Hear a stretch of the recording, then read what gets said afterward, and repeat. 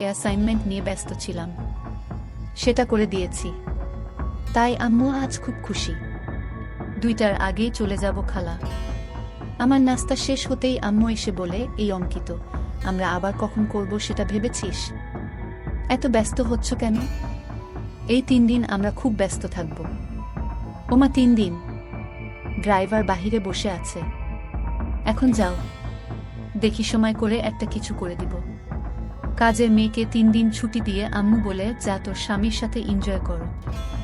2000 টাকাও হাতে দেয়। শান্তা নামের কাজের মেয়েটা আমাদের পরিবারের খুব ভালো সম্পর্ক। আমরা সবাই নিজের মতোই ভালোবাসি। শান্তা বলে, আমি আগামীকাল বড় খালার বাসায় যাব, কথা হয়েছে।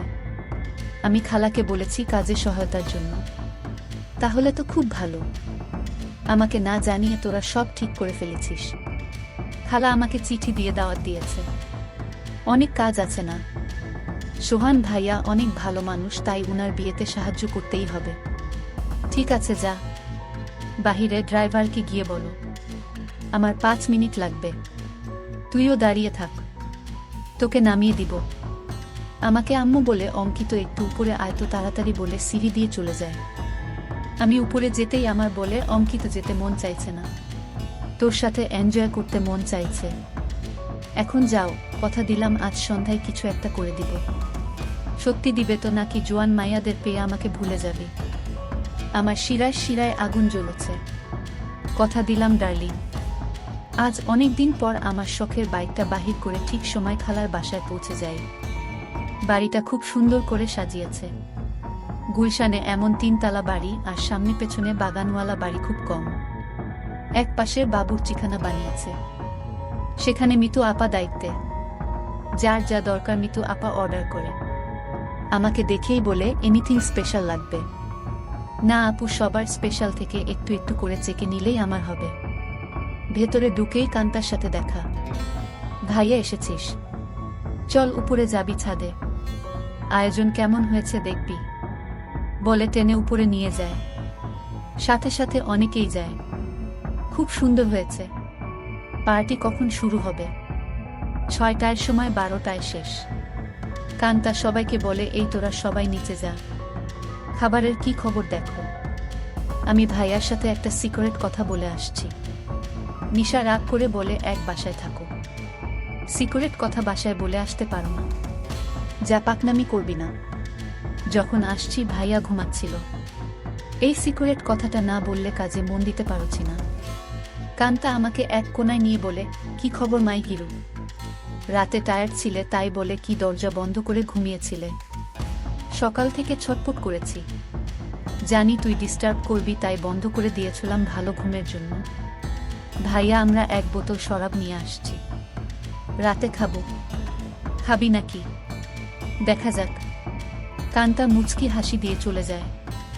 জমে উঠেছে আমাদের ডিজে পার্টি। সোহানের চোখে মুখে আনন্দ। 3 বছরের প্রেমিকা তিন্নি বউ হয়ে ঘরে আসছে। মা বাবা ভাই বোন বন্ধু বান্ধব মিলিয়ে প্রায় 15 জন মানুষ ছাদে খাচ্ছে, গল্প করছে, মিউজিক শুনছে, ড্যান্স করছে।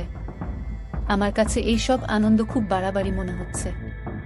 অযথা টাকা পয়সা নষ্ট। দেশে অনেক গরিব আছে, সেই দিকে খেয়াল রাখা উচিত আমাদের। আমি কথা প্রসঙ্গে সোহান ভাইয়ার সাথে শেয়ার করি।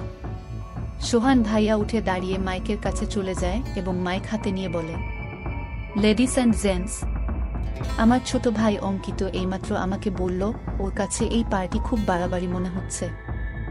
অযথা আমরা টাকা পয়সা খরচ করছি। অঙ্কিতের কথাটা আমার ভালো লেগেছে। আমি আমার ব্যক্তিগত ফান্ড থেকে 5 লক্ষ টাকা আমার খালা ছাবিনার মাধ্যমে গরিব অসহায় মহিলাদের সাহায্য করব। সবাই হাত তালি দিয়ে সোহান ভাইয়ার চেয়ে আমাকেই বেশি ধন্যবাদ জানায়। আম্মু আমার কাছে এসে বলে, অনেক খুশি হয়েছি। আরও বেশ কয়েকজন এই ফান্ডে দান করেন। প্রায় 30 লক্ষ টাকার প্রমিস হয়। আম্মু মাইকে গিয়ে সবাইকে ধন্যবাদ জানিয়ে বলে, কি করে সঠিকভাবে এই ফান্ড ভালো কাজে ব্যবহার হয় সেই জন্য অঙ্কিত সোহান আমার সাথে কাজ করবে। সোহান ভাইয়া আমাকেই দায়িত্ব দিয়ে দেয় যেন আম্মুর সাথে কাজটা সঠিকভাবে করি। আম্মু আবার আমার কাছে এসে বলে, আর দেরি সহ্য হচ্ছে না। আম্মু পাগল নাকি তুমি? কান্তা আমাদের পাশে এসেই বলে, কি খবর ভাইয়া? আম্মুর নতুন পার্টনার হয়ে গেলে। আমি কান্তাকে বলি, তুই ইচ্ছা করলে আমাদের পার্টনার হতে পারিস। বিনিময়ে কিছু দিতে হবে নাকি? আমাকে কিছু দিয়ে দিস হয়ে যাবে। এই কথাই তো আম্মু বলছিল, আর তুই চলে আসলি। দিয়ে দিব, নিয়ে যেও, পার্টনার হতে চাই বলে চলে গেল। আম্মু আবার বলে, এই অঙ্কিত কিছু বলো না, আমার এখন চাই। এখন কোথায় কি করে হবে? শত শত মানুষ। আমি জানি না, তুই একটা কিছু করো, নয়তো সবার সামনে খুলে ধরবো কিন্তু। আম্মু কথা শেষ করতে না করতেই ফোন বেজে ওঠে। আম্মুর খুব ঘনিষ্ঠ বান্ধবীর স্বামী কার অ্যাক্সিডেন্ট করেছে। আম্মুর সাহায্য চায়। আম্মুর পরিচিত হাসপাতালে আছে। ওদের অবস্থা তেমন ভালো না। আম্মু সবার কাছে বলে কিছুক্ষণের জন্য যেতে চায়, সাথে আমাকেও নিয়ে যেতে চায়। সবাই তাড়াতাড়ি চলে আসার কথা বলে দেয়। কান্তা আমার পাশে এসে বলে, ভাইয়া কি খবর? আম্মু, দেখি তোমাকে ছাড়া এখন চোখে পথ দেখে না। কি ব্যাপার? আম্মু কান্তাকে বলে, তুই যদি যেতে চাস চল আমাদের সাথে।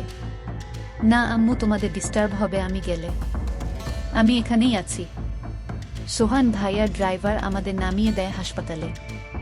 আম্মু ডাক্তারের সাথে দেখা করে বলে, উনি আমার রোগী, আপনারা চিকিৎসা করুন, টাকা পয়সা আমি দেখব।